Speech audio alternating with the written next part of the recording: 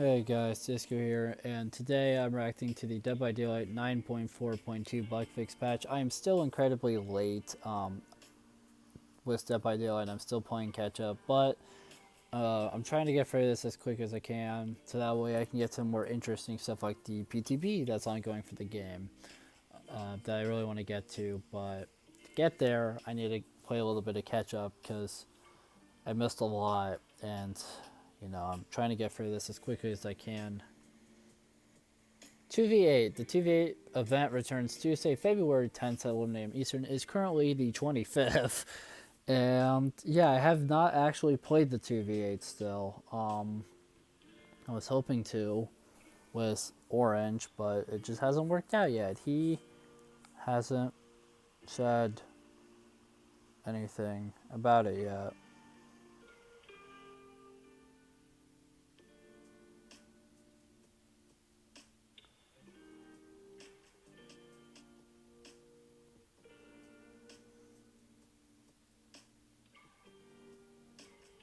But yeah, if it doesn't happen, that's okay. I just was kind of hoping to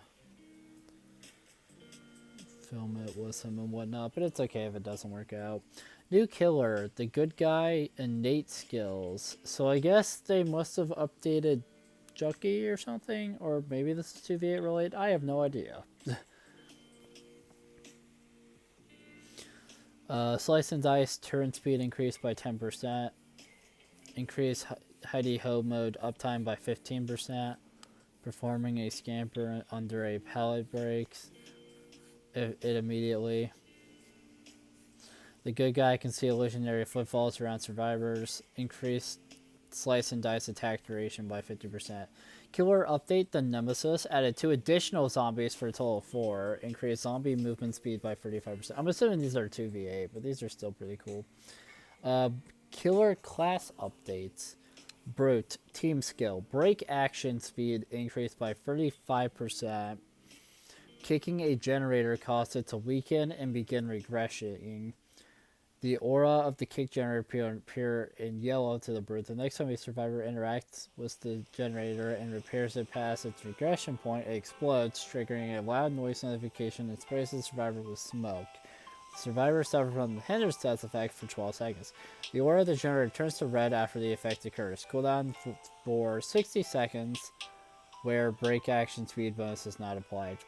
Fearmonger team skill gain 5% haste when unseen. Injuring a survivor by any means cause up to 2 spreads within 12 meters of the injured survivor to scream, revealing their aura to your teammate for 2 seconds. Cooldown for 60 seconds when haste bonus is not applied. Enforcer team skill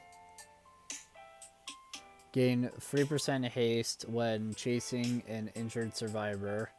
When you hit a survivor, the survivor receives the Enforcer's mark, which is visible to both you and your teammate. Survivors with Enforcer's mark applied have their aura revealed for 1 second every 8 seconds, while marked for 45 seconds. Downing the survivor consumes the mark and increases the Enforcer's lunge attack distance by 60% for 15 seconds. 60-second cooldown where the haste bonus is not applied. Okay, those are kind of crazy. Man, I want to test this stuff, but I haven't heard from them. Orange, if you were watching this video, let's do this. We still got time. They gave us a little bit more time. Like, come on, let's do this. New survivor class, Torchbearer. I want to see what that is in game. Like, that's new. You kidding me? Class skill starts with flashlight of uncommon rarity. Class skill charges over 60 seconds, granting a flash grenade when fully charged. It behaves like an ability, does not take up any item slot. Press the active ability button 2 to activate the flash grenade. Cooldown 60 seconds. Like, that sounds cool. You know what I mean? I don't think that would be the class for me, just because I suck donkey dick with flashlights, but for those of you who are good with them, I mean, hey, that's pretty cool. Info skill. Survivors in chase have their aura revealed to you within 33 meters. 2 meters, sorry. Point a flashlight at a killer for 0.5 seconds to reveal them for 2 seconds. Unlockable skill. Grant endurance to survivors who pick up from the dying state. Injured survivors that unlock you gain endurance. Survivor class update. Scout. Unlockable skill. Increase your walking speed by 25% and making no grunts of pain while injured. Grants immunity to screaming. New maps, Groaning Storehouse and Rotten Fields. Features, tonics, herb gameplay returns in the form of tonics. They can be found in locations where you would normally find totems and are scattered throughout the map. There are 2 types of tonics that have different ability effects for survivors and killers. The diluted tonic. Survivors restores a health state on use. Killers increase haste by 10% for 20%. Purified tonic. Survivor restores a hook state on use. Killer grants a 10% haste bonus to both killers for 20 seconds. Dual tear radius. We have updated the tear radius to reflect both killers in range, adjusting the audio tracks for each killer as they get closer to or further from survivors. The visual tear radius indicator from the accessibility settings has also been updated to show both killers when in range, including lullabies and regular tear radii. Cooperative healing. Increase the number of survivors able to simultaneously heal one another to 3 was 2. I wonder if that's going to be just 2v8 or included in base game. I'm assuming that's just a 2v8 thing. Content. Increase the probability of Steve Harrington to use the original Scared Scream audio. Steagle to 10%. Okay, interesting.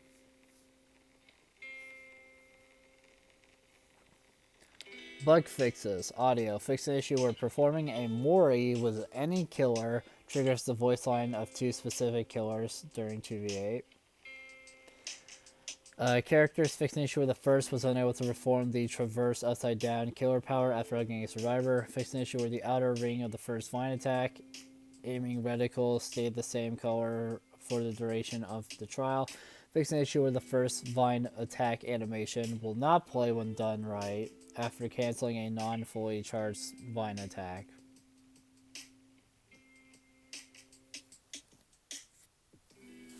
Fix the issue where the Hellmaster's commands were temporarily unavailable for a few seconds after dropping from a high elevation.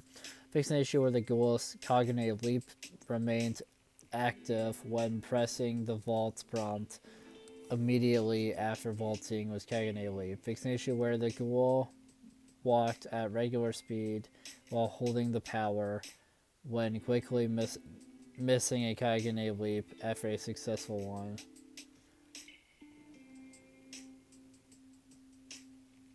Fix an issue where the Ghoul could attack down survivors when using cognitive leap near vault points.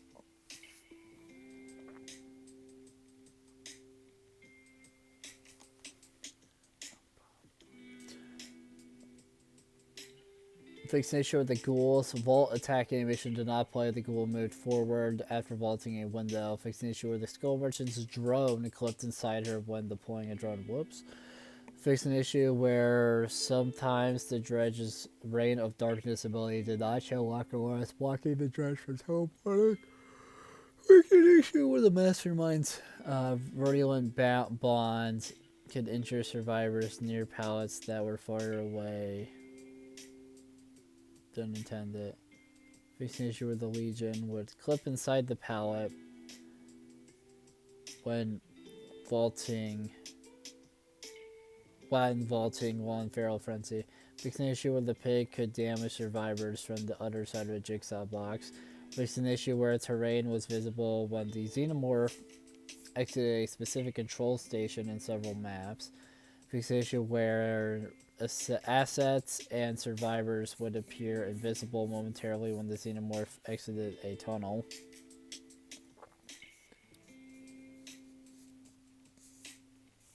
Fix an issue where Nancy's facial likeness did not fully match the actress. Her appearance has now been updated to better reflect the actress.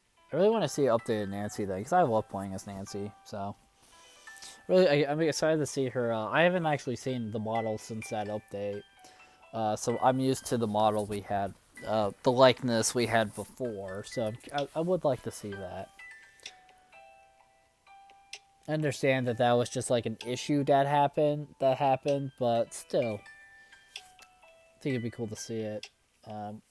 Fix an issue where the server would sometimes correct positions after the nurse blinks. Don't understand what the hell that means at all. Environment / maps. Fix an issue in Macmillan's estate where coming out of the locker shows the character bouncing out. Fix an issue in all realms where killers could hit survivors through fire barrels. Fix an issue in Raccoon City Police Station where a chest is hard to interact with. Fix an issue in Grim Pantry where the device is a bada bada boom is misaligned with a vault. Fix an issue in Deadlock Saloon where the first power focus ground can be placed on top of a structure. Perks. Small text clarification. Turn back the clock now mentions that you can only target generators you can see within distance. Fix all issues where the external perk icon disappeared when a survivor was either Teamwork Full Circuit and or Teamwork Soft Spoken, stops repairing a generator while another survivor still had this perk or perks active. Fix an issue where killers kept the undetectable status effect from Trail of Torment if the generator became blocked by any means. Fix an issue where the mastermind could be affected by the effects of Hex Deferred Seal after using vault attacks or attacks on survivors with the status. Alright guys, well, now that we have read that one, final thoughts, a lot of cool 2v8 changes in this one. This one sounded to be heavily 2v8 related. And 2v8 is awesome. I really like 2v8. I know Orange really likes 2v8. I really hope we can play this 2v8 because they got some interesting stuff going on. And there's a new killer that we can both mess with and stuff. But again, I haven't heard from him, so I don't know if we're going to do that or not.